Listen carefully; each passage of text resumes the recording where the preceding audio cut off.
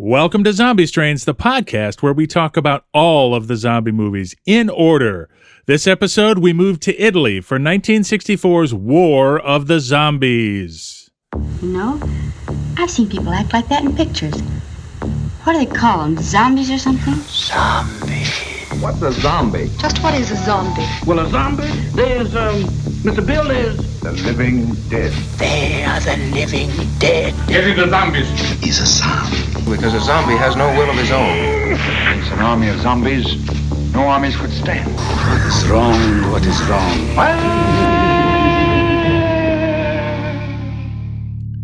Hi, everybody. I'm John. I'm Andy. And I'm Brad.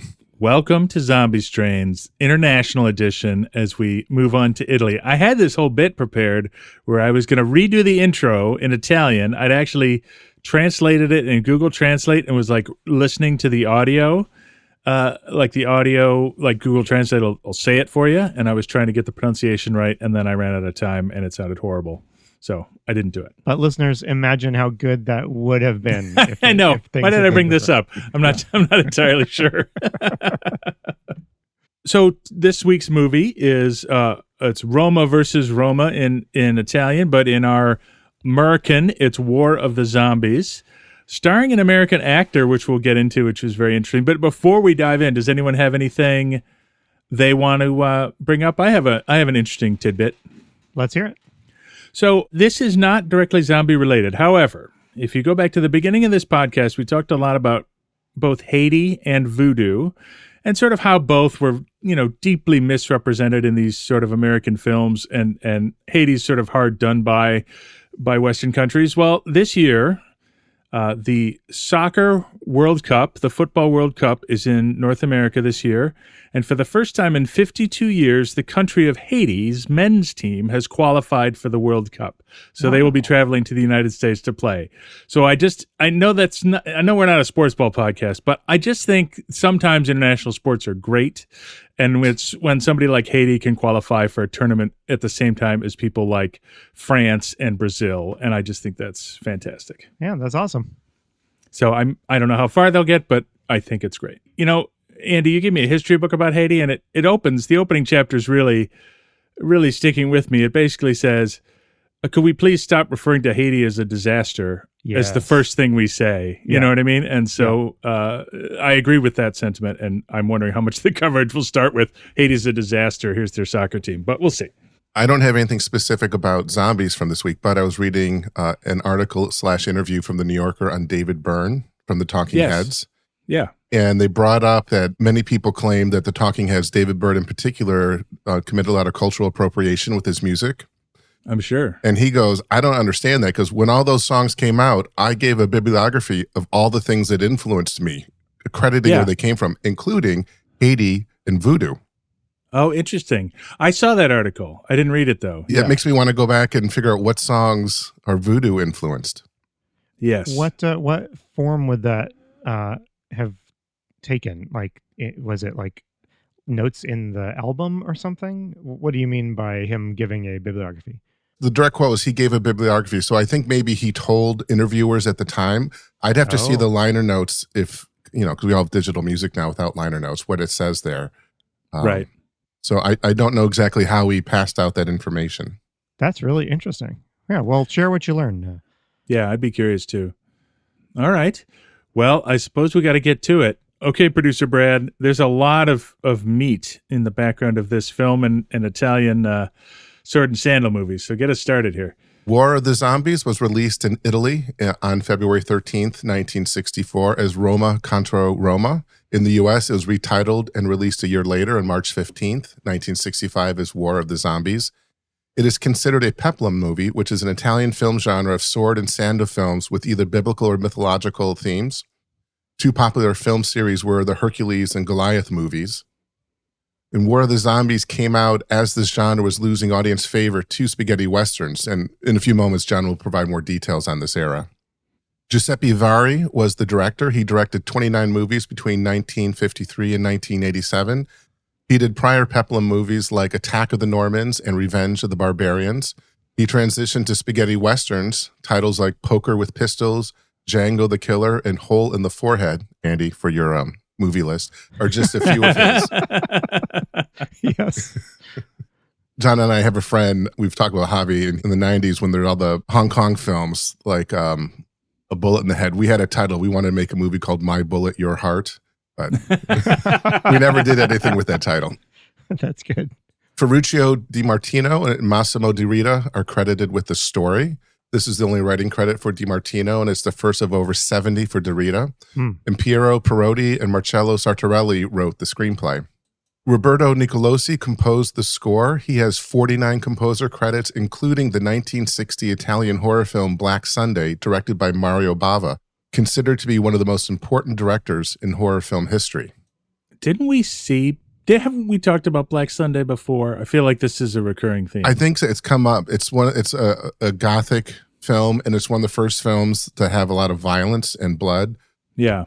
Psycho hints at it and shows you motions, but this shows you the direct impact of the violence as well. Okay. Now, Bava also worked on War of the Zombies. Before becoming a director, he was a cinematographer and special effects artist. And on War of the Zombies, he painted some of the matte paintings. I'm just always struck in this part of each episode. These people that cranked out like 70, 80, 90 movies. When you think of, maybe there are directors and filmmakers maintaining that pace today. But, when you think of whatever, Steven Spielberg or James Cameron or something, I mean, these are people that put out a lot of movies, but, it's like one every 2 years or something, right? I mean, it's just such a dramatically different pace. And I think there's probably some directors that for a time in the U.S. are tearing through like what we used to call direct-to-DVD releases or direct-to-streaming releases. Yeah. And knocking them out. But I think, they don't last as long because the genre shifts or something. But I think there's probably, if we were to dig into it, some Americans like that. Yeah, I guess the streaming market might. I wonder if we might see a little bit of a revival of this sort of like crank it out fast filmmaking. Not to go on too far of a tangent, but I imagine if you looked at like Westerns in the 40s, 50s, and 60s, you could find a director in America that churned out at that volume. But I guess I wouldn't swear to it. Anyway, carry on, Brad. John Drew Barrymore plays the villain in our film, Aderbal. Trivia question, Andy. Whose daughter is John Drew Barrymore's? Oh. Famous person, daughter of John Drew Barrymore. This person is the daughter of John Drew Barrymore? Yes. I mean, I want to say Drew Barrymore, but that would be silly, right? No, that's correct. Okay. Okay, Yep. that's kind of weird, but all right. Yeah, that's why I got so excited at the end of last episode. I'm like, you're kidding. Like that, because I for some reason knew that factoid and yeah. Do you think that as a father, he used that like wide-eyed stare at his kids, like when he needed to discipline them or something like that? You know what? I hear he wasn't the best dad, so he actually might have. Okay, So I'm sorry I brought it up. John Drew Barrymore, his father, he comes from the Barrymore family of actors. His parents were John Barrymore and Dolores Costello. His father left the family when John Drew was very young, so his father wasn't present. His aunt and uncle were Lionel and Ethel Barrymore. So it's a really famous lineage in Hollywood history. And John Drew himself was not part of Drew's life. Apparently, he left the family or separated from them, and he wasn't around much. Although later in life, when he was very ill, even though she was estranged from him, she did pay for his expenses and got him an apartment for the end of his life. John Drew Barrymore had a few starring roles in the early 50s, but none were big successes. He also frequently had legal problems. In 53, he was jailed for traffic violations. In 58, he spent 3 weeks in prison for fighting in public while drunk. In 59, he was suspected of drunk driving and hit and run. In the 60s, his substance abuse and legal problems continued, so he moved to Europe and did about 15 to 16 films there. And when he came back to the U.S., he got into television, but he had troubles there. He got a part booked on Star Trek, but he didn't show. So they had to recast him at the last moment. And because of that, SAG suspended him for 6 months. Oh, wow. So he had a troubled career. And there wasn't much after. He did TV in the 70s. He did like spots every now and then. He does have a star on the Walk of Fame, though. Yes, he does. Huh. That's kind of a sad trajectory. Well, but it's a family trajectory. It's not a single person trajectory, too, right? Yeah. Yes. Which is sad. Ettore Mani plays Gaius. He was a prolific Italian actor with over 100 movies to his credit, and many were in the peplum and spaghetti western genre. Susie Anderson plays Tulia. She was also Italian and appeared in 13 movies, her last in 1969. Ida Galli plays Rama. She had the longest career of the actresses in this film. She did both spaghetti and giallo films. Giallo were the mid-60s to 70s Italian horror films. And early in her career, one of her first roles was in Federico Fellini's La Dolce Vita. So, again, we have a high-quality film intersecting with our zombie strains, which is always kind of funny. One degree of separation. Yes. Now, we haven't talked about posters in a while. Last week when the poster came up, we all thought it was a pretty cool poster, pretty epic. Yeah. The artist is named Reynold Brown. He was a highly prolific movie poster artist who created posters for a wide range of films, from B movies to Oscars to foreign imports. Yeah. And I'll name 3, and I'm sure you'll be able to recall the image of the art quickly. The Creature from the Black Lagoon. Oh. The Attack of the 50-Foot Woman. Oh, yeah. And Ben-Hur. Oh, yeah, for sure. Ben-Hur is the giant block letters made out of stone. Yes. Yeah, and I can picture the Black Lagoon and 50-Foot Woman posters too. Those are iconic. Yeah, he's pretty cool. Now, he also did Black Sunday, How the West Was Won, Godzilla versus the Thing, Dr. Zhivago, Spartacus, The Pit and the Pendulum, The Raven, Run Silent, Run Deep, and Viking Women and the Sea Serpent. So Godzilla, what was the thing that Godzilla was fighting? I mean, I know it wasn't the John Carpenter. Yeah, thing, I was going to say, is it that'd be a great movie, actually. We need our friend Ed to answer that. He's our Godzilla fan. I don't know. He's done a lot of amazing art. So in the show notes, I'll post a link to all of them because there's too many to list. Now, the last thing I'll mention, as we learned while watching this film, that Italian films up until the 80s were all dubbed in post. The actors would often speak their primary language. So we saw scenes here where there was French and Italian spoken during the Roman era. So it got a little confusing. And I'll put an article in the show links from the actress Susan Strasberg, who went to Italy, and she talks about the dubbing process and how she says it's an art form, and she sees it continuing, which is kind of interesting. And it's from 1961 or 62. Yeah, that sounds cool. John, do you have anything you want to add? Well, I just did a little digging into sword and sandal films and Italian cinema in general around this period. I won't go on at length, but so I feel like we're catching another culture who's had a sort of a golden renaissance of film, and we're sort of tangentially connecting with it sort of near the end, much like Mexico when we saw some Mexican horror films at what people generally consider the end of their golden age. We're kind of there too. So the Italian golden age featured some names that, film buffs, Federico Fellini, which you just mentioned, Brad Visconti. Actors like Sophia Loren came out of this age. So Italy was making incredible dramas and art films at this time, but they also churned out a ton of genre films. And what's fascinating about Italian genre films is they would wring out every possible movie they could in such a short time. So Brad mentioned these gave way to spaghetti westerns. This film is near the end, is often considered like one of the very last of the sword and sandal pictures. From about mid-1950s, 1955 to 1964, they were called sword and sandal films. And what would often happen is they would get an American bodybuilder to come to Italy and film these movies. Often they involved someone like Hercules. There's a ton of Hercules movies. And they also involved other characters. There's a couple of Ulysses movies and things like that. But what happened when they got imported into the U.S. is they all became Hercules movies. So it seems like there's more Hercules movies. But between 1957 and 1964, they made about 150 sword and sandal movies in Italy, some with American actors, some without. And then as soon as 1964 hits and they switch to spaghetti westerns, and it's like turning off the faucet. Sword and sandal pictures are largely gone. It's all spaghetti westerns. And then that burns out in about 10 years, and we switch to, as Brad mentioned at the beginning, giallo films, which are a whole other thing that we won't even get into. But what I found fascinating is just how fast they switched genres. But there's some interesting things about the importing of these films to the U.S. Since we're in America, I thought I'd mention them. There's a producer, Joseph E. Levine, and he's the one who first brought these over, dubbed them, and sort of his first one that came over, Hercules, was a huge hit, making, I think, $5 million at the box office. Everyone was shocked.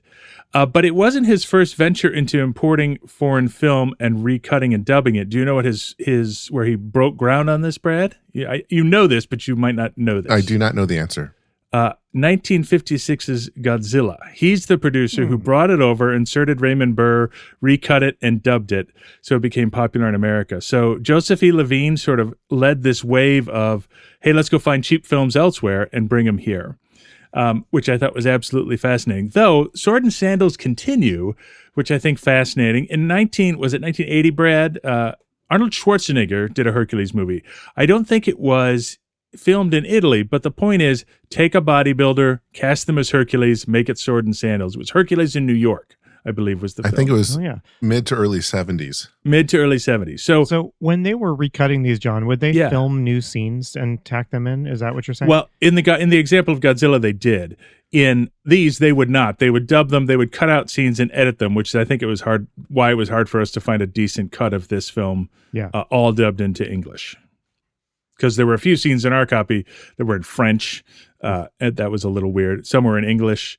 The last thing I wanted to say about this, and this is a factoid I didn't know. So a lot of these bodybuilders that went over there, Steve Reeves is the most famous one, and little connection to the Rocky Horror Picture Show. When Frankenfurter sings his song, at the beginning, he says, "Come to my place, we'll watch a Steve Reeves picture." So what's interesting about these bodybuilder pictures, and the reason Frankenfurter sings that line, is a lot of homosexuals in the 1950s and 60s obviously had to hide their sexuality from the rest of the world. But pictures like these sword and sandal pictures, what we call beefcake pictures, sort of became films that they could enjoy for reasons other than just the adventure, because they'd get to see strapping men fighting each other. It was exciting and I think liberating for a lot of people. There's actually that great scene in Clueless, which is another old film, where Alicia Silverstone's character doesn't realize her friend is gay, and he invites her over to watch, and I quote, Sporadicus.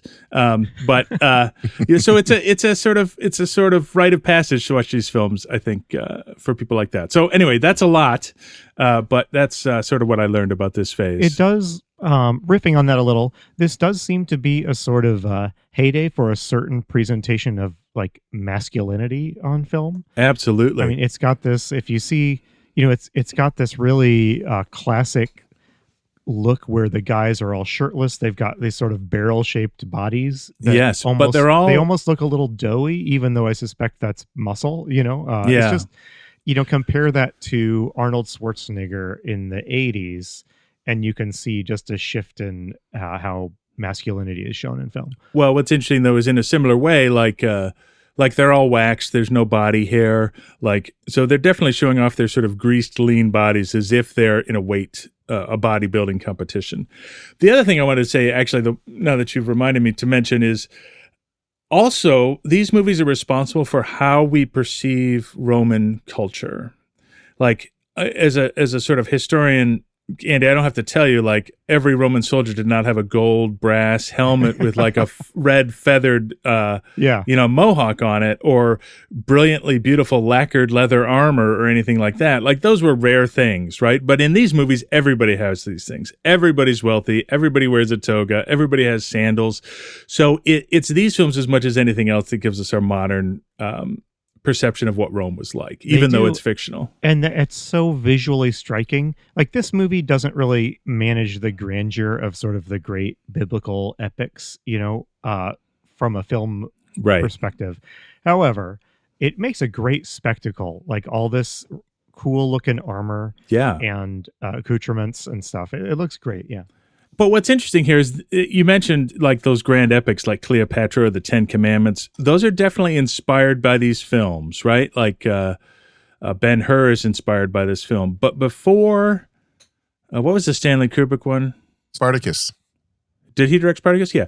But what's interesting is before Stanley Kubrick put Kirk Douglas in one of these style films, Kirk Douglas played Ulysses in an Italian film in 1954. So So you're not wrong that these sort of presage those epics. And in fact, a lot of American actors appeared in these before they appeared in those giant Hollywood epics like Cleopatra, some of which were filmed in Italy because they kind of had all the stuff. You know what I mean? So Yeah. Yeah, they've been making so many movies, they kept reusing sets, which is why they can make so many and have this epic look, because they didn't have to build them. Like Cleopatra, the American movie that went through, they spent all this money on sets, and those sets got reused for these peplum films.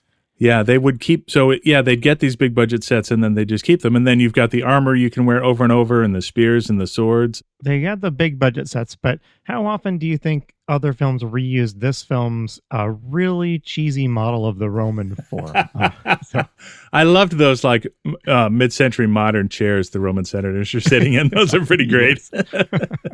All right. Well, that's mostly what I have about Italian film, but I think you've got something, a little bit of Italian history just to frame us, and then we'll jump into the movie. Yeah, I have. We're not gonna do our cultural and historical context in Italy in the 60s because that's complicated. It's above my pay grade. I started doing some digging and I quickly realized, I can't speak about that. But I do want to call Italian out history is complicated, Andy. So, it is very complicated. Yes. I did want to call out one huge historical cultural event that's connected to Italy, although it affected the entire world, that I think is really relevant to the themes we discussed in our episode about the 1960s.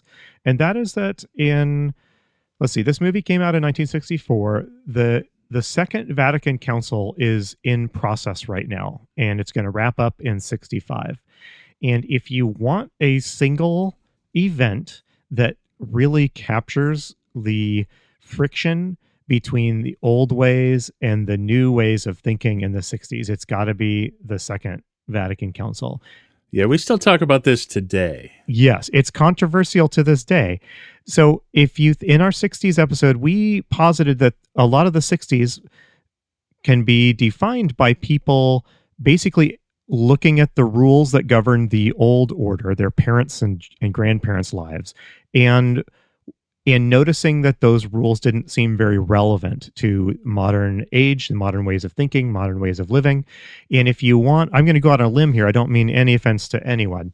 But if you do want a picture of sort of the old way, the pre-1960s way, the Catholic Church at the time is a pretty good snapshot. And it makes a good one because it was, it's a global institution. Yeah. If you were going to church, if you're a good Catholic kid going to church in the 50s, you were going to worship services that weren't conducted in a language you spoke.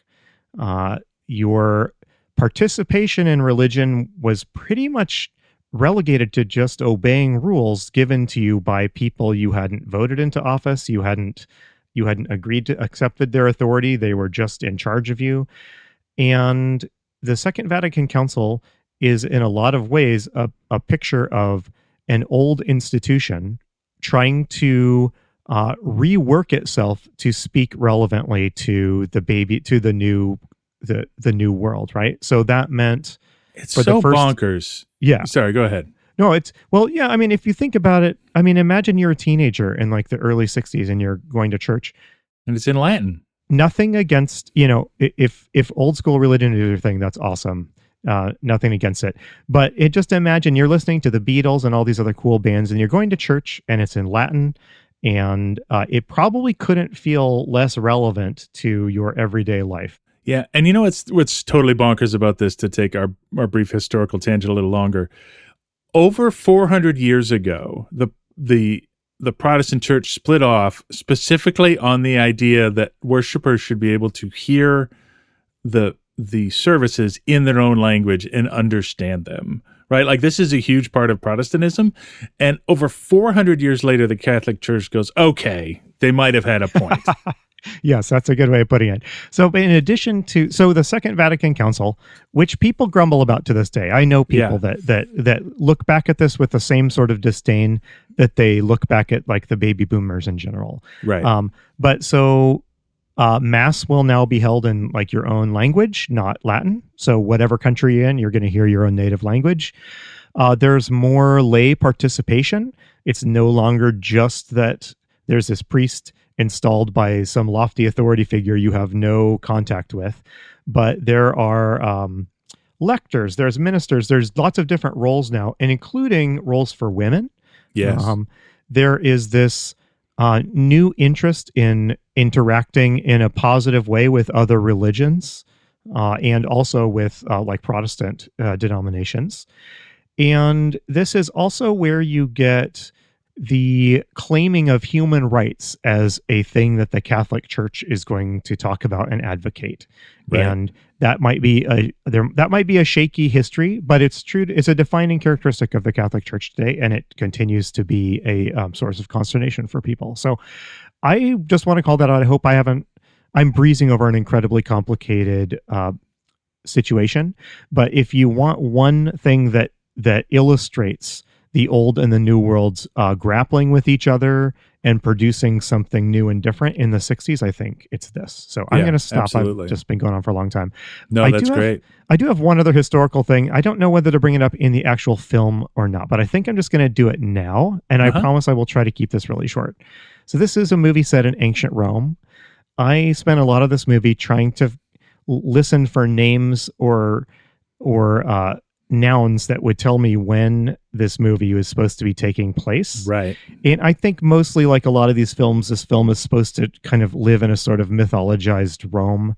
They do say the Republic during the Senate speech. Yeah. So it's supposed to evoke what you think in your mind of Rome, without hewing to any particular thing. My best guess is that this would have taken place I think this would have had to have been like the 1st or 2nd century AD. Yeah. Maybe I think there was a people group that lived in a place called Sarmatia, the Sarmatians, and there was a series of wars fought in which those people were involved, the Macromanic Wars. And this was when a bunch of German tribes invaded Rome. It was a big thing. There were a couple of wars. Rome ultimately prevailed, but it sort of foreshadowed a couple centuries later the same thing happening on a more devastating scale that would destroy Rome. So, but I wanted to ask you, this is kind of a horror movie. So I wanted to ask you guys, I think there is a theme in this I think that there's a cool Roman horror link to the horror genre, and I'm wondering if you might know what I have in mind. I don't. But now I'm curious. So this movie is kind of about a Roman legion that or at least a force of troops that goes missing. And so you're thinking of the 9th Legion. I'm thinking of, So there's 2 instances of Roman legions basically vanishing. The 9th Legion is the one where we don't really know what happened to it. It's a genuine mystery. And that was set in England, correct? Like that happened in England, yes. Yep, it just basically disappeared. There's a lot of theories. The correct answer is probably the most boring one, which is just that they were defeated in battle, and then integrated. Then the survivors integrated with exactly Saxon society. I do think this movie is also trying to evoke the Battle of Teutoburg Forest. Mm-hmm. Do you know that one, John? I do, and isn't that sort of the battle they're trying to emulate at the beginning of Ridley Scott's Gladiator? I think so. Yeah. So this was when 3 Roman legions get annihilated in battle, and it's a massive psychological blow to Rome, and the Emperor Augustus is said to have roamed his palace, calling out, "Varus, give me back my legions." Because they just so completely vanish. So I think this movie is trying to, that is not a 1960s cultural event. I think that is an element of history that this movie is trying to play on. Yeah, I think so. Are you guys trying to say, much like Wicked leads into The Wizard of Oz, that War of Zombies leads into Gladiator? Well said, There we go. Brad. You understood us better than I thought. You're taking me seriously. I didn't mean that to be serious. All right, well, guys, I apologize for taking so long on that stuff. I do think we need to actually talk about this movie at some point. So yeah, let's do it. Do you want me to give a 60-second overview? Give us the 60-second overview. All right. War of the Zombies, also known by like 300 other titles. Yes. One of them was really weird. It was like Night Goddess or something. I don't know. Yeah. War of the Zombies is set in ancient Rome. And what has happened is a group of Roman soldiers guarding a treasure in the distant and, quote, exotic land of Sarmatia have vanished. The treasure has been stolen, and Rome is concerned. They want to find out what happened to this treasure. So they decide they aren't going to send the armies out to investigate at first, but instead they're going to send an agent. His name is Gaius. He's going to go out there kind of undercover, keeping his mission a little bit of a secret. And he's going to do a little sleuthing around to see if he can figure out what happened. What he finds out there is a bizarre sort of plot in which the local Roman governor and his wife are colluding with an evil sorcerer named Aderbal to steal the money. And it's all part of Aderbal's plot to raise dead Roman soldiers to become zombie warriors that he will in turn send against Rome to defeat Rome itself. So the plot of this movie is, can all of these shenanigans get figured out before Rome sends its soldiers into a trap at the end of the film where a legion of zombies are waiting for them? Yes, it's got some good zombie action here, so I'm kind of excited. It's our first true epic zombie film. Yes, it is. It feels epic. Yes. All right, so John, you're driving the show today. So do you want to kick us started? Yeah. Well, what's great about this movie is it starts in the middle of a battle. There's arrows flying and spears and sword fighting and smoke and fire. And this is the Roman legion being ambushed by the Sarmatians. That's wonderful. But what happens at the end is these creatures come out and steal the bodies of the dead Roman soldiers. So here's a question I'd never quite figured out, and I want to discuss first. These creatures that have this weird makeup, they're like trolls or goblins or something. They're not zombies. They're something else, and I don't think I really ever understood what they were. I couldn't figure that either. I thought they were zombies at first, but towards the end of the movie, they're led by someone who at the end of the movie is described as a witch, and she looks like, your typical hag witch type of character. So I think these are the local witch and her minions yes. under the thrall of Aderbal, and they follow his orders to do his nefarious deeds, which is collect bodies so they can make a Roman zombie army later. Yes, Aderbal is the right name, right? That sounds so goofy when I say it. I am suddenly doubting that could be real. That's what they say in the dubbing, so I'm going to go with it. Okay. So, all right, carry on. And then we move right to the Senate where they're discussing the Lost Legion. Oh, yeah. But hey, I mean, it is significant, just real quick. So we don't know why they're doing it now, but the witch and her minions come out and they're carefully hauling the dead Romans off. Yes. Which is kind of weird, right? I wonder what they could be doing with those bodies. Yes, exactly. So the Senate meets. They discuss should they send reinforcements. They decide not to. And then there's a conversation. And then very quickly, a single centurion named Gaius is selected for this mission. And they show him an image about what the soldiers were branded with that they did find. It is a sort of Brahmic or Buddhist iconography of a head with a third eye. So a couple of things here. This movie's a little racist against, they use the term Oriental and they talk about, evil Oriental rituals and that kind of thing. There's a character named Rama. The other interesting thing here is this is what they did, I believe, in Revolt of the Zombies, correct? That was set in that had a Buddhist theme and setting. Correct.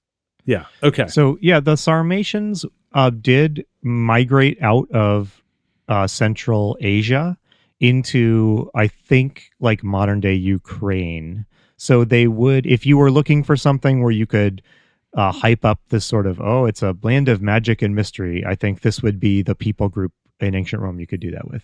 I love that you're taking that seriously, Andy. That's the best thing ever. And I mean that sincerely. However, the centurion gets his orders. Gaius, he's a little unsure of them. However, he's always willing to follow the rules. So let's hear Gaius as he accepts the mission. I obey the Senate. Of that we were certain. The object of your mission must remain a secret, even for the Praetor Lutetius. You must not forget you will find yourself among people who are unfriendly. made hostile to the high priest Aderbal, endowed with mysterious powers, a sort of magician. I shall ask help of the god Jupiter. I'll sacrifice a lamb. May he protect me from this Aderbal and his magic. Goodbye, Gaius. Goodbye. The gods protect you. So what's great about that is, as corny as that is, and I love it, it works, right? Later in the film, he's up against some of Aderbal's magic, and he is protected by Jupiter because he sacrificed a lamb. Yes. So, and I don't think the lamb symbology is lost on the people watching the film, like it's a Roman killing a Christian icon. So I think that's part of it as well. This is a deeply subtle film. I mean, this film is it's so subtle. Like literally 30 seconds later, we cut to Aderbal the sorcerer. Who just lays the whole thing out for us. So it's important. This is, as we say, a tell, don't show film, except it does show a lot. But I think, I heard this, just a quick tangent here about another podcast I was listening to with Gorley and Rust, which is Matt Gorley and Paul Rust's podcast. They're doing a season where they watch sort of satanic horror movies, and they watched Rosemary's Baby, which is a late 60s horror movie. We discussed it in our 1960s episode, but the point they made, which we didn't, which I thought was fascinating, is this is the point in the late 60s, and we're not there yet, but where horror movies become for adults. You know what I mean? Like there is in Rosemary's Baby, it's just people living in an apartment. Like there's no monsters, there's no like garish sets, there's none of that. And I just, when they said that, I was so struck by it because we're so not there. Like this is clearly a movie for like young men who just want to see, sword fighting and evil magic. You know what I mean? Mm-hmm. In any case, our hero, our anti-hero, John Drew Barrymore, Aderbal, he shows up. He's wearing a ton of bronzer and a big white-haired wig and a black outfit, and he's got like this Buddhist necklace symbol. Yeah, he's got it. Not the first evil magician in this podcast we've seen that looks like they just went to Spirit Halloween and picked up. 100%. I have to admit, like I had clipped like a bunch of him because he's so great. Here's my question though: do you think John Drew Barrymore dubbed himself here? I knew you were going to ask, and I was trying to find video to hear his voice. It sounds like it's him, but I'm not 100% certain. Okay, well, whoever it is, it's amazing. And so let's just meet Aderbal in his own words as he lays out his entire plot and plan at 5 minutes into the movie. I, High Priest of the Goddess of Gold, have been entrusted by the kings with the continuation of the war. The goddess will lead and protect us, will resurrect our dead enemies from the earth, transform them into mute, invincible allies. So let there be no question what the plot of this movie is. There it is. So in case you were wondering. Can I ask, do we ever get a name for this goddess? I don't think we do. They just refer to her as the goddess of gold. They say it's the daughter of Osiris at some point. But Osiris did not in the wrong direction. Have a daughter that I am aware of. And also was it was in the other direction from Rome. You know what I mean? Like, yeah. That's North Africa, and this is, Eastern, Central Asia. So I think we're getting a little hand wavy here, but they don't say a name. Don't ask questions. Just look at the cool giant idol, and it is a cool giant idol. Do you want to talk about the set for a minute? Yeah, this set is great, and a lot of the film takes place here. It's constantly covered in dry ice smoke all the time. The floor is hidden, and at one end there's an altar and a giant head, probably 12 feet tall, that looks like the Buddha's head, but has a third eye, except instead of a carved eye, it's lit, and it's like a spotlight that they shoot around at different people. Yeah, it's like the Eye of Sauron, except it's just a regular spotlight. And that's where the magic comes from. They zap people with that, and they turn into zombies and stuff. It's amazing. Okay, so we've just heard him. He's planning to destroy Rome. He's planning to destroy Rome. We don't know why. Motivation is, as we've learned, secondary or perhaps tertiary to the narrative of films in this era.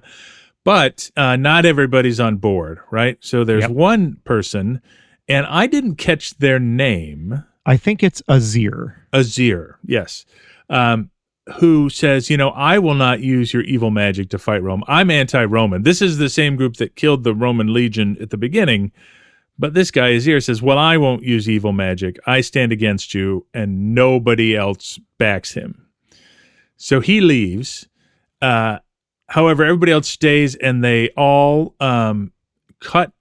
drain some of their blood into a bowl and conduct like a blood ritual and bond themselves to the goddess and her evil plan and Aderbal. But then we cut back to now we have a bit which was weird. I watched it. I started this movie twice and I watched sort of two different versions. At one point, I think to fill in some missing scenes that mine was dubbed in French for a little while. So I think I watched the version did not have the missing scenes because there's suddenly Gaius is in a place that is not really explainable. Are we talking about the same thing? Yeah, we are. So there's a scene in French where he is riding with his horses, and I assume they're introducing the whole thing, and he's headed towards the shore and everything.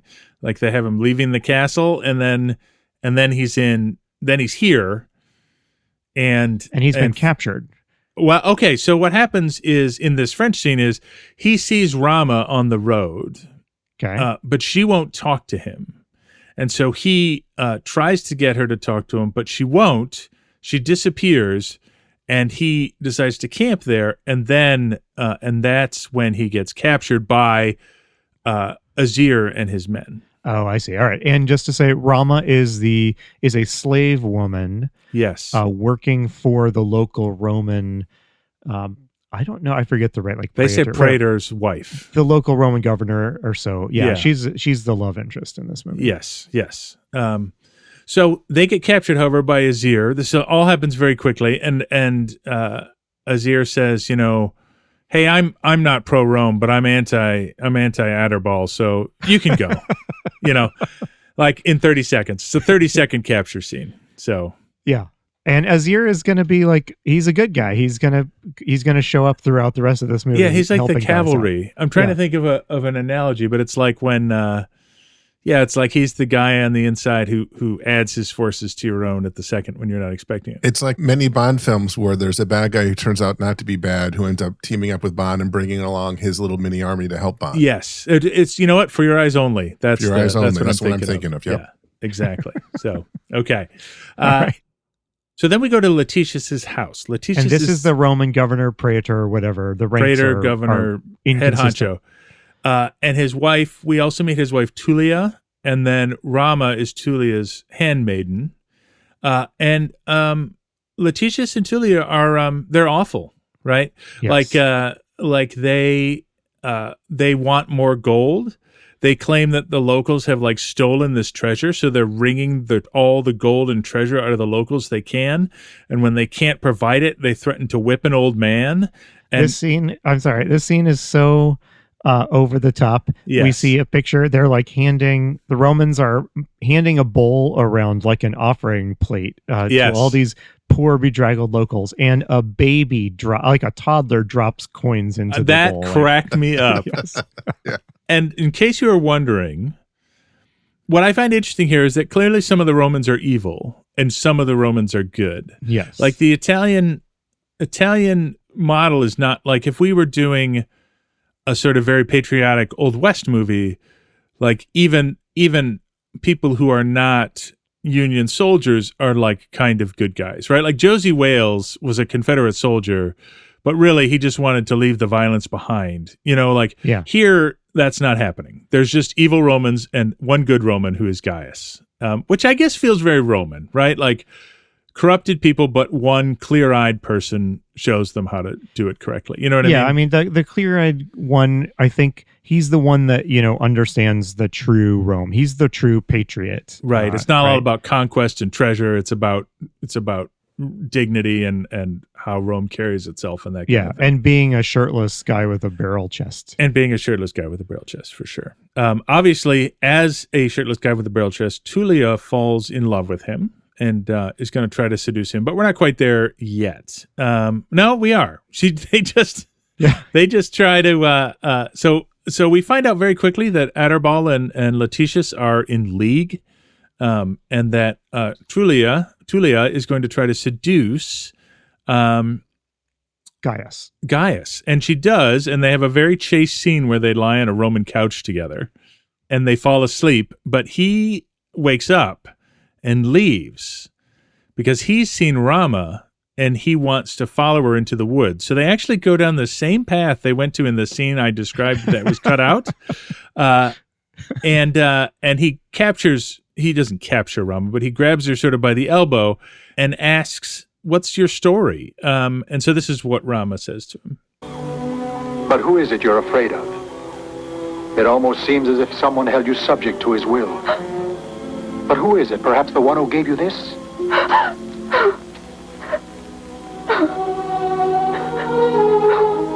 You must have faith in me.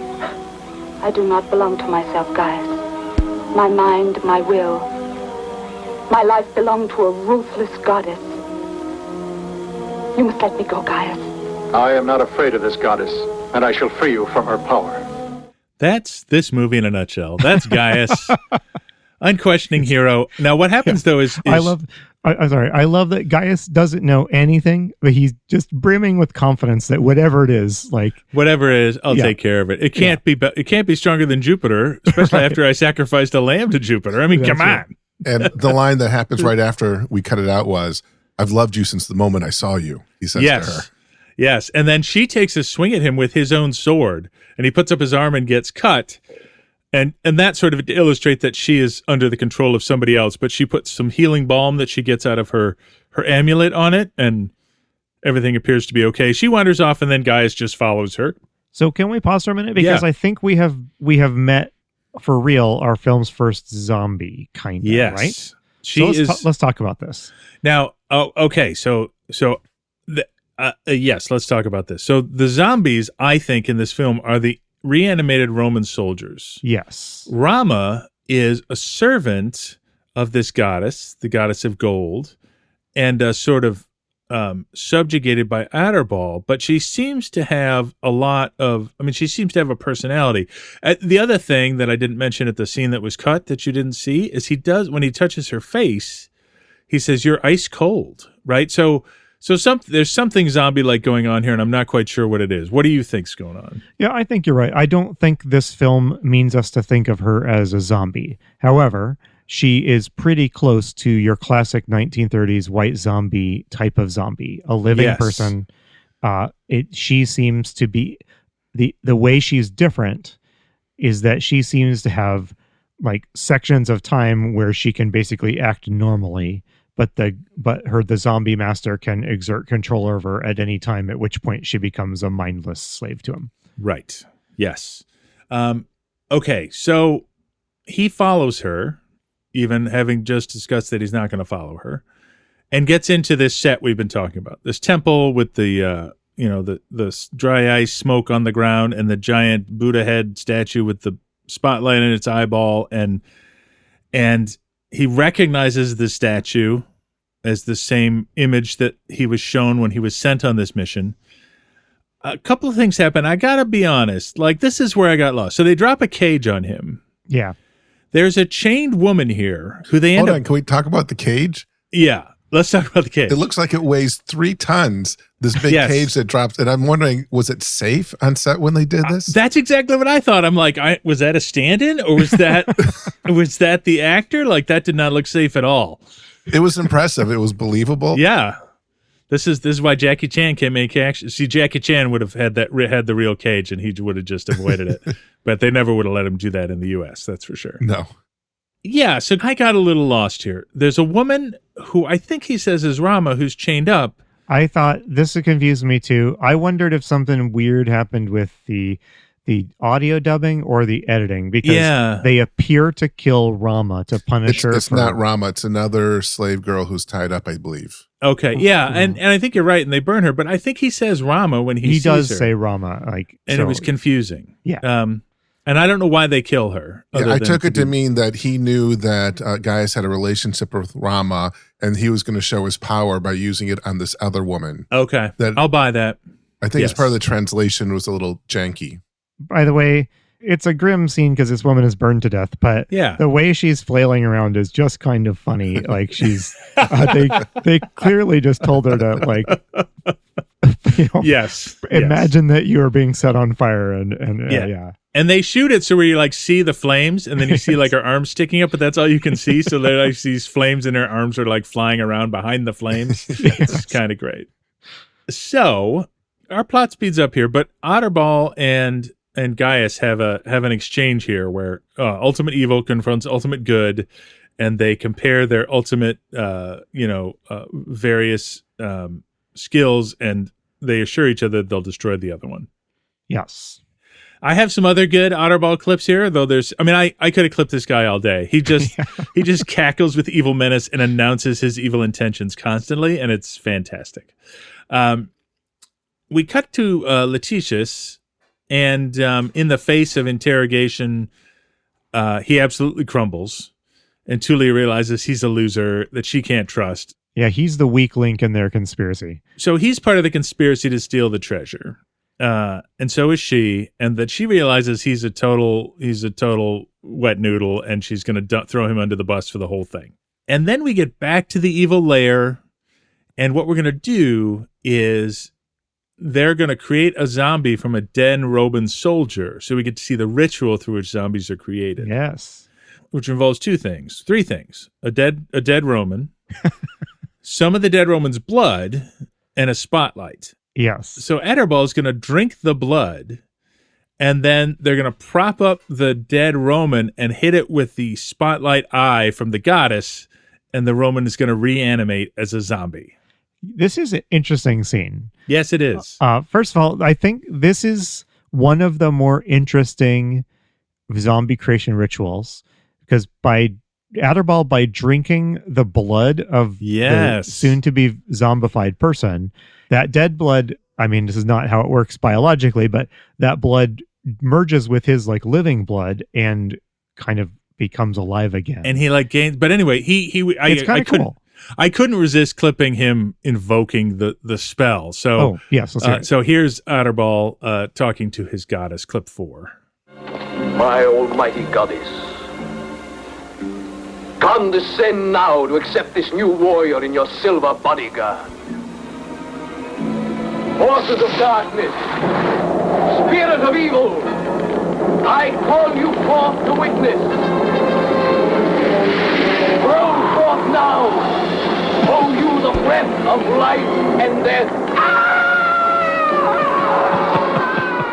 Yeah, so I could listen to that all day. That is a great scream. We need to just take note of that scream. That was the reanimated Roman scream. Yeah.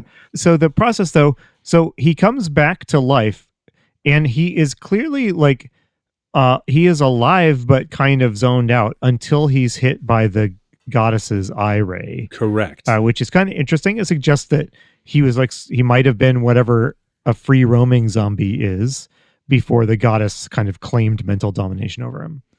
Yes, and then we get into a weird plot point. So they try to train the ray, the goddess spotlight, on Gaius, and it has no effect. And it suggested that both his faith in Jupiter, but also this healing salve that Rama put on his arm, is protecting him from the magic.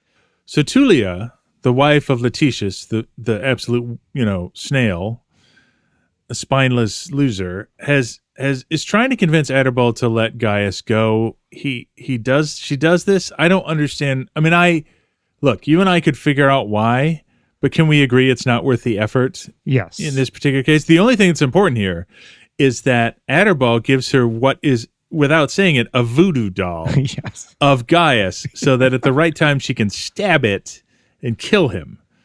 Like, why to let him go so he can be killed by a voodoo doll? This is what we're not sussing out. I'm not even going to get into it. But so they go back to the governor's palace or whatever. Yeah, Gaius rushes back to report what he's learned. Yes, and ultimately Rama sets him free. That's what it is. Oh, okay. Like Rama is put up to set him free. Like, she doesn't know that she's really falling into their hands, but I don't know why that. Anyway, and he goes back to sort of that rebel camp, Azir's camp.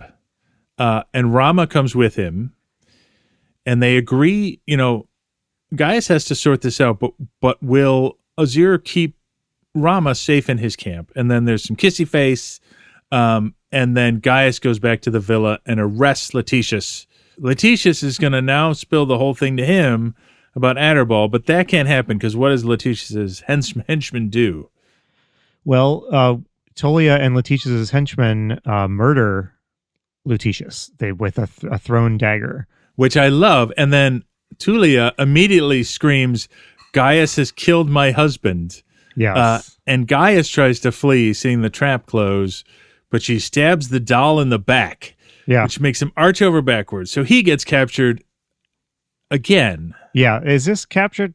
This is number 2 or 3 at least. Yeah, and I'm not sure who's captured him here. Anyway, he's been arrested. He's been arrested by the Romans. That's right. Because the reinforcements come after all, even though it was just going to be him. So it's weird. There is another Roman governing official here. Yeah, but he's in charge of the military, where Letitius is not. That's right. It just gets a little confusing. Yes, and then the Romans attack Azir's camp as well. So keep in mind, way back at the beginning, it was really Azir's side and the Romans that were fighting at the very beginning. So that war continues, and the Romans attack the camp, not realizing that we think Azir's a good guy now. Yes. There's a cavalry charge, lots of equestrian stunts, lots of Azir's people are killed, and Rama's captured by those not zombie people with the weird faces. Yes. Can I just say that here and elsewhere in the movie, like all of us for the last 25 years, we probably, we watch all these CGI-filled movies. It is just, there's something special about watching a scene where they got like 40 honest-to-God people on horses to ride across the screen. And they're not, and just knowing that they're not like CGI'd in or any tricks like that. This is more impressive to see like 40 people on horses than to watch some a Marvel or Star Wars movie where they've just CGI'd like 10,000 stormtroopers onto the screen. Exactly. I'll tell you, there's a stunt in a movie from the 80s, Excalibur. There's a moment where young Arthur jumps from a parapet and tackles a guy off the horse. And it's an amazing physical stunt. But then the horse, you can see the horse continue on its way, and it clearly like walks right over those 2 stunt people. And I'm like, wow, that had to hurt. That guy got a horse hoof right in the middle of his back. Like, that's not good. But the excitement of it is so much better than like that same thing done in CGI. Yeah. You're right. All right. So we do switch back to the Senate, where the Senate is deciding that they are, after all, going to send more Roman troops out there. Right. And that's they don't realize that they're sending them into a trap. But yes, but that's going to set up their final tension. So this Roman commander who's not Letitius is Lucilius. And he doesn't. Did they just get a name with a different starting letter? Right? But he believes Tullia. He thinks Gaius is guilty of murdering Letitius. He doesn't know that Letitius is in league with Aderbal. It's a whole thing. So really the tension here, to go down to the end, is Gaius and his sidekick, who I have not named, and I apologize because he's just there so that Gaius doesn't. I was about to ask you, who is this guy? I think it's Sirion. Is that his name? Is it like, what is his relationship to Gaius? I didn't understand. Like he's, on morning radio, where's the guy who talks really loud and makes all the stupid jokes, and then there's the guy who just, his job is just to laugh at the stupid jokes. That's this guy's job. That's who this guy is relative to Gaius. So anyway, he's arrested again. Gaius is in the Roman prison with Azir. They've got to escape to warn the Romans and to save Brahma. Yes, to warn the Roman troops that are on their way here. Yes. So while Gaius is escaping, we cut to Aderbal and his henchmen, and Aderbal's henchman has spotted something, and he's here to warn Aderbal about the Roman legions that are now marching on him. And, of course, Aderbal is amazing and sinister in this clip as well. So here we go. I saw them. Many thousands. They come from all the Orient. I've traveled 3 days and 3 nights to warn you. You disappoint me, Syrian. Tell me, have you lost all faith in my power? I will convert the desert sands into rock, the sun into snowstorms. No, there will be no rest for those men. Wind and snow will blind and scatter them in a march of death. Yes, and I love that he has power. Yes. I want to play a character in a film sometime that has power like that. But, someday. So we do see a lot of then shots of the Romans trudging through winter. Yes. That is an unnatural winter. Yes. So Gaius and his sidekick, who it turns out is not named Centurion because that's Aderbal's henchman. So I don't know what the sidekick's name is again. They go on an adventure and they find the hag from the beginning, and she tells them that Rama's alive and that the zombies are marching. And then we get that. So then Gaius and his buddy split up. So Gaius is going to go save Rama, and his buddy are going to go warn Lucilius, the Roman commander, about the zombies. So that's when they split up and try to save the world. But then we get these delicious scenes of the Roman army coming to life. I want to talk about these, and I want to get your opinion on them. Yeah. So did these remind you of anything we've seen before? Do you want to describe them a little bit? These scenes of like the Romans rising and stuff? So we see Roman soldiers like that have been sort of these zombified Romans who have been comatose. We see them getting up and moving, but we also see a lot of translucent, ghostly images of Roman soldiers like superimposed over this. Like they look like ghosts, and we see these basically ghost legions forming. I'll tell you what this reminded me of. The soldiers reanimating in J'accuse. Yes, that's what I thought too. It's another like war motif. And they have this, so they do this effect where like the screen is dark. They like put a filter on the film or something. They stain it. I don't know. I really liked the vibe here. And then they play this soundtrack music, which is amazing. It's like this dissonant choir of women singing, and it reminded me of the music in 2001: A Space Odyssey when they're looking at the monolith on the moon and they take a picture, and like this music rises. It's like this. It's like a orchestra tuning up, but it's voices, and it just gets louder and weirder. The effect of the Roman army marching with this crazy soundtrack, I kind of love it, Andy. It's a striking scene, and I wasn't expecting it either. You weren't expecting it to be kind of good and artfully executed, I think is what you're saying. Yeah, it was interesting. Yeah. I think it's one of those things where what's a cheap way to make things look like zombie, and instead of applying makeup on 100 people, you apply one treatment over the film that covers everyone. Yes, which is kind of cool. Yeah, and the last thing that the hag tells Gaius after we see these dead reanimated, she says, "You've got to destroy the goddess's eye to stop the zombies. Nothing else can stop them."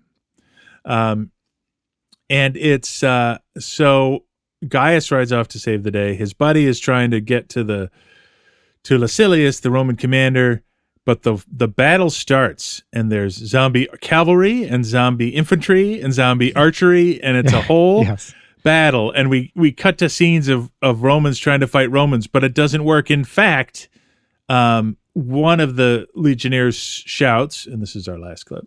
It's useless! It's useless! They're invulnerable! They won't die! Oh! So that's kind of great, right? Like it's a panicked voice. It feels like a horror movie in a sense, right? Yes. Like the Romans, I mean, they're just getting massacred. Yes, and there's a battle here. There's some turns of tide and that kind of thing. That I'm not going to go into the detail. However, what happens is Gaius goes back to the temple and confronts Aderbal. And he goes in there and he blinds the goddess with his sword. And what happens to Aderbal when he does that? He goes blind himself. There's like streaks of blood running down from his eyes, and he is kind of flailing around in horror because he can't see anymore. It's very strange because suddenly we have this very sort of long, quiet scene. Yes. With Aderbal like crawling around the lair, and Gaius is looking at him with a horrified but also pitying face as this sorcerer like crumbles, and then earthquake and the whole thing starts to fall apart, and Gaius has to flee. And before collapsing and dying himself, Aderbal kills Tulia. Yes, who I that's think correct. might have been going to comfort him or help him or something, and he lashes out at her. I wasn't entirely clear. I wasn't quite sure, but yes. So both of our remaining villains die. Yes, but the zombies disappear, and the statue of the goddess explodes. And then what's interesting is Gaius and Rama are reunited, more kissy face, but the movie ends with Lucilius giving the closing speech to the whole thing, which felt like Shakespeare to me. Like I remember my Shakespeare teacher telling me, like, I was like, why is that guy talking at the end of Hamlet? And she's like, because he's the highest ranking regal person, and you would do that at the end of the play. Interesting. And that's what this felt like to me. Is like, why is Lucilius has like 3 lines in this movie, and then he's giving the closing speech while Gaius is kissing Rama, and he's even kind of a jerk in the movie. He's a total jerk. Yeah. And the end. Yeah, the end. Yeah, the day is saved. So let's get right into it. I got a lot of thoughts about this movie. For sure. All right, John, let's go through our questions. In War of the Zombies, is there hero party? Yes, there's Gaius, there's his nameless sidekick, and there's Rama. And occasionally Azir, who kind of occasionally comes and goes. Azir's, yeah. How does the party do? How many of them survive? They all survive. Yeah. And all the good people survive and all the villains are slain. Indeed. All right. In this movie, what kind of zombie are we dealing with? So we have a mystically raised zombie army. So, obviously there's no science zombies here. They go through a ritual to be raised, but they are reanimated corpses. That is clear, without will, and they're invulnerable. So yes. This is a fascinating mix of all the zombie bits we've had so far. These reminded me of the Army of the Dead in Return of the King. Yes. A little bit. Yes. They are a little less although they are physical zombies that fight, sword fight you and stab you. The film does use a lot of kind of ghost imagery, I would say. So yes, this is a zombie army that sometimes looks like a ghost army. Yes, and they're unstoppable. Now, is this similar to Revolt of the Zombies, the one set in Cambodia, when they're envisioning what the zombie army would be like? Weren't they kind of spectral looking? They're like wave after wave coming at the camera. Yeah, in fact, the entire plot of Revolt of the Zombies at the beginning is that they'll use this Eastern mysticism to create an invincible army, which is exactly what happens here. So, yes, is my answer to your question. Yeah, for sure. All right. Let's keep talking about the zombies here. Is there let's see. We talked about what strain of zombie we're dealing with. How do you destroy these zombies? Well, the only way to do it is kill their power source, which is the eye of this goddess. Yes. Is there a zombie horde in this movie? Absolutely. A horde of Roman zombie soldiers. It's the largest we've seen. It is, I think. Unless you count the Jacu's lot as a horde. It's on that level. It's a whole army. It's pretty great. How fast do these zombies move? Subhuman speed, regular human speed, or are they superhuman? I think they're regular human speed. I think so too. I mean, as far as when they're fighting, they're just fighting like they would in life, right? They're shooting arrows and stuff like a regular human would. John, is the world threatened in this movie? I would say yes. I think so too. I think the world of Rome is threatened. It's not explicitly suggested, but I think it's I'm going to say an apocalypse level zombiedom, right? Like if this army succeeds, it could roll over all of Rome, I think is what we're supposed to think. Yeah, at one point, Aderbal does state that, his plan is to take down the Roman Empire, which is, Right. Yeah, exactly. All right, so are there any new strains or zombie firsts we should call out here? That's tough here. I feel like this is a perfect amalgam of so many of all the different types of zombies we've seen so far. I would say this is our first explicit zombie army. I think we included Jacques because it suggested a zombie horde, but that's not really stated in that film. This is a zombie horde that is an army. Yeah, I don't sense a lot of new stuff here, like you say. It's more just pulling together a lot of stuff. It's more that we like have seen. quantity over quality, I guess Yes, I would say. It's exactly. like we're getting a huge zombie horde that could threaten the fate of the people in the film. Exactly. Yeah. All right. So let's talk about your 4 pillars of the zombie movie, John. John, Yes. and we've touched on a few of these already. Is there an apocalypse in this movie? I think I have to say no. There's not actually an apocalypse. The inciting incident is some lost treasure, which is not an apocalypse. Yeah, So, the apocalypse is threatened, but it's not on screen. Right. Is there contagion in this movie? No, there's not contagion. You have to be created as a zombie. I don't think this is really related, but it does seem interesting that blood and the consumption of blood is Yes. part of the zombie ritual. Yes. Later movies like 28 Days Later or whatever, if a drop of zombie infected blood gets in your mouth and you become a zombie minutes later. Right. I don't really think there's a connecting tissue here, but it's an interesting coincidence. Yes. Let's see. Are there tough moral choices in this film? That's Gaius is so pure that he just chooses the right thing to do. Yeah. There are other people who are trouble deciding about what to do about the zombies. I don't know. I can't really I can't really point to it, so I'll say no. I think no.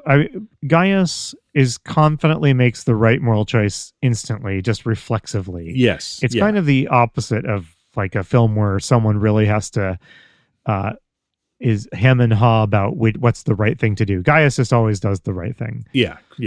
And lastly, are there loved ones turning against you in this movie? Absolutely. Rama Yep. swings his own sword at him, and he still loves her. So absolutely. I was a little surprised this movie didn't lean more into the horror of like Romans fighting Romans. Yeah, it's suggested, and I think, they show that battle, and that one clip we played is the person being invulnerable, but he's not saying they're Romans. He's just saying they're invulnerable. But you're right. Like, that's the most horrific thing for a Roman, right? The Roman legion is a special, bespoke thing, and to have your own legion turn against you is crazy. Yes. I wonder if the footage of the fight was from other films, so they couldn't add that detail to perhaps. it. Maybe. I don't know. That's possible too. Yeah, I'm pretty sure like a lot of the riding and equestrian stuff, not all of it, but like the journey through the snow and stuff. It looked that's stock footage. Yeah, there's at one point towards the end, I don't know if the Romans were really aware that they were fighting undead Roman soldiers, because towards the end when they're getting ready to fight the zombies, someone reports like, hey, there's a bunch of people dressed up like Romans. Oh, okay. Like it's a ruse or something like that. Right. Gotcha. So I don't know. I won't keep beating that horse there. All right, John, let's go ahead and let me pass the buck over to you to ask some questions. This being a movie from the 60s, we have some 1960s questions to ask about it. Yeah. So has our violence and the sort of grittiness of the films amped up a little bit here? There is a fair amount of violence in this movie, but it doesn't feel like it's there to be boundary pushing the way we think of when we think of shocking horror violence. So it's exciting sword fighting. Yeah. Yeah. I'm going to say there's kind of an increase in quantity of violence, but it's not particularly upsetting violence. Now, some of these are very Americanized, but I think we should go through them anyway. Yes. Is there more questioning of authority here?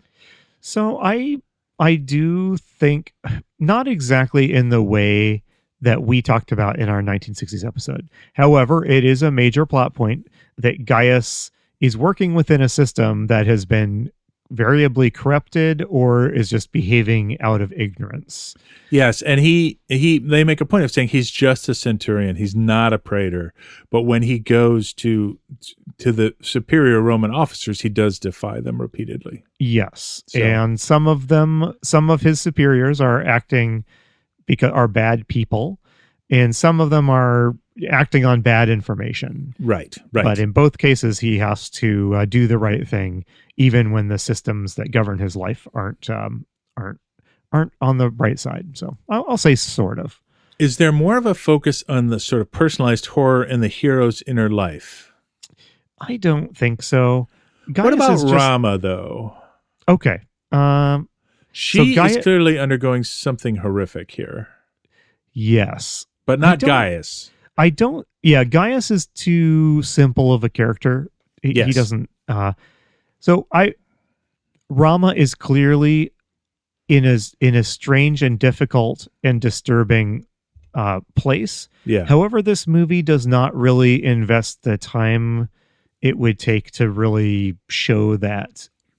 She doesn't do very much on screen. No, she doesn't. I would say that it is implied, but not really present in the script. What do you think about that? I agree. I was kind of reaching for that one, but yeah, I think you're right. Yeah. Is there increased fear of crime, societal chaos, anarchy?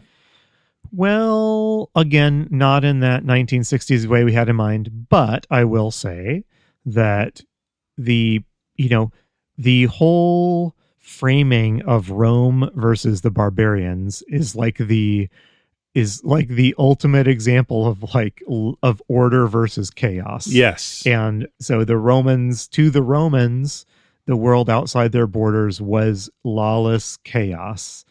And the whole virtue of the empire was that it brought order and stability. So on a very zoomed out level, this is a film about order versus chaos. So does that carry into our next question, which is a looming sense of apocalypse and psychological stress? I think so. Yeah. These are stretches. All of these are a little bit stretches. But I mean, this is how the Roman Empire fell, not because zombies invaded, but man. Yeah, I know. Sorry, spoiler alert. So, watching it now, I think we have that sense of foreboding, that, I don't know. It's kind of a stretch, but I'll say that, yeah, the Romans in here are pretty, the Senate is pretty freaked out about this. Yeah. It's clear that this is a societal level scary event. And so I'll give that like half credit here. And lastly, do we have horrors without solutions or a lack of clear villains in this one? So mostly, no, we don't have this. Yeah. Mostly, I mean, there is literally a guy you got to kill, to end. And he gives a speech multiple times about how evil he is. Yeah. I will say, this film, the character of Azir is the only piece of that film that does introduce a sort of moral ambiguity to everything that's going on. Yes. Because the character of Azir is an enemy of Rome who winds up helping Gaius. And the reality, and this film, it also suggests that Rome might be responsible for some of these people hating them because of Rome's poor treatment of them. This is early in the film when I forget his name, but the loser praetor is punishing the local villagers, and Gaius even says something bluntly. It's like, if you treat them badly, of course they're gonna hate us, or whatever. Which is fascinating. Yeah, I think I do not think the film is terribly interested in that, but I think it's definitely a theme that's present. Yeah. All right, back to you, Andy. Bring us home. Well, this might be our most interesting framing of this question. I have 3 final questions for us. And John, if you and I lived in the world of War of the Zombies, would we survive? I don't think so. Because if I didn't get killed by a Roman or a Samartian, I'd get killed by a zombie. And if none of those things happen, I'd probably die of cholera. So I'm going to say no. Yes. I am exactly the sort of person that would have been ambushed and killed by Germanic tribesmen. I would not survive. Too much violence, too many ways to die. Yeah. Whether it was by the time the zombies arrived, I'd probably already be dead. So, yep. Is this a zombie movie or is this a movie with zombies? I'm going to say it's a zombie movie. They're central to the plot. It's a plot about reanimating zombies and using them to conduct your war against Rome. I think so too. Some of these movies you could just take the zombies out and that wouldn't really change the movie too much. This one, though, the zombies are central to the plot. So right. And lastly, John, do you recommend this movie? Firstly, to people generally, should people take their significant others out on date night to watch this movie? And That's secondly, such a tough qualifier. yes. And secondly, do you recommend it specifically to the legion of zombie-loving listeners of this podcast? I'll be honest. It's such a cheesy, mess that I was delighted by it. But the cut we have access to is so bad that I can't, in good conscience, recommend it. It's silly. It's a bad movie, but in a fun way, and I enjoyed it, but I just can't do it. And is that a no to both? No, I will recommend it for zombie fans because I think the zombie goodness at the end in particular is worth watching. Okay, yeah. I think that's going to be my set of answers too. Here's one thing I noticed. I think this was our, setting aside J'accuse, which was unusually long. I think this is our longest movie. Yes, except for modern movies, this is a solid hour and a half. Yeah. And yeah. One thing this podcast has taught me is that you really can film a great film in an hour. Yeah. And so I see the times have been going up over the last few years. Mm-hmm. And I don't think the films are using that extra time very well, which is a long way of saying this is kind of a bloated movie with a lot of kind of draggy parts. Yeah. And all the cackling monologues by Aderbal can't save it. So I think it would be really fun if you have not watched a Swords and Sandals movie. I think it would be delightful for you to do it. I do not think that War of the Zombies is the one you should choose for that purpose. That's a great. I wish that there was a proper version available where it had the proper dubbing, so the story had better continuity. What we watched was clearly someone's VHS copy that was uploaded. Yeah. Did you guys have tracking lines going up and down the whole time? Yes. Yeah, I did. Well, and just to wrap up, though, I do agree with you that zombie fans should watch this. I think you could, honestly, just watch the last 20 minutes. You get a really epic battle against the zombies. I'm not sure that the hour before that contains a lot of great zombie lore, but no. But I feel like even though there were not a lot of new things here and it didn't hit all our pillars or all our 60s stuff, this felt like a zombie movie where we've had a lot of movies with zombies lately, and this felt like a move back towards zombie movies. So, and I have been enjoying the way that the zombie genre has been crossing over into other film genres. Yes. With some of with the Santo films, with this one. And I think that is a sign of a maturing genre, to be totally honest. It's almost like sword and sandal movies. We run out of ideas. All right, well, in one of the last ones, let's throw some zombies in there. Right, exactly, yeah. So I look forward I hope we have more cross-genre stuff in our future. I'm sure that we do. Yes. But all right, so hey, let's wrap this up I would just add real quick that we've had a lot of talk about zombie armies. King of the Zombies, they talked about it. Revenge of the Zombies. Yeah, this is the first time they actually realized it and visualized it on screen. So to me, this was a big momentous occasion to see a whole zombie army like that. I think that's why I made it. I think you're right, Brad, and that producer Brad, and that's why I want to recommend it. Yeah. Yeah, I think that's a really good point.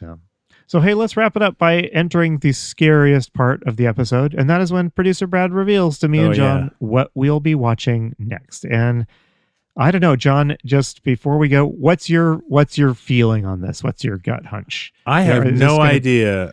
Good or bad?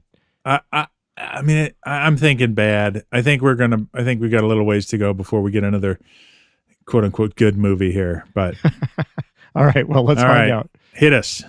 We are going to stay in 1964. We're going to jump to just a few months ahead to May 6, 1964. And here's the poster for the movie. Oh, yay. Hey. I was wrong. I don't know if this is a good movie, but it's worth watching. Yeah, what is it, Andy? This is The Last Man on Earth, starring Vincent Price, and this is the first of several adaptations of Richard Matheson's novel I Am Legend. Yes, starring. I am really excited about this one because when I watched this in my youth, I loved it. I have no idea how it will have aged now. So, but who's our star? It's Vincent Price, and this is another movie where they don't skimp on the marketing wording. So, John, will you read us the giant paragraph of text on this poster? Yes, I will. Do you dare imagine what it would be like to be the last man on Earth? Or the last woman, alive among the lifeless, alone among the crawling creatures of evil that make the night hideous with their inhuman craving? How's that? That's great. It has. So then let's talk about the picture here. Yeah. I do not know why there is a big Gothic mansion. Because Vincent Price, I think he has it in his contract. You've got to put that in every movie he's in, probably. So we've got Vincent Price, looking nervously off to the side. There is a somewhat scantily clad woman lying on the ground and a cutout of like a ghostly female figure. Like a white female silhouette. Yes. And then a mansion behind all of it. I mean, knowing what this movie is about, this poster does not look very related to the events of the film at all. But no.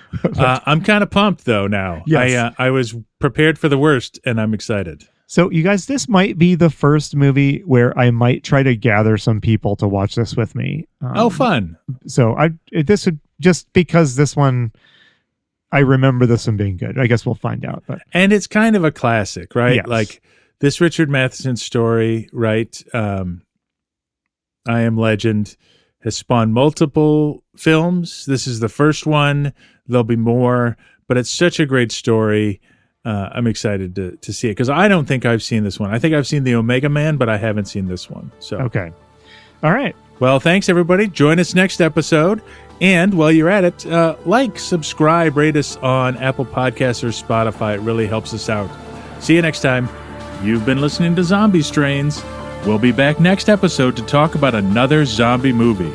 If you enjoyed our podcast, please take a moment to rate us in your podcast app of choice. Tell a friend. Follow us on Instagram at zombiestrains. All of this helps like-minded people find the show. See you next time.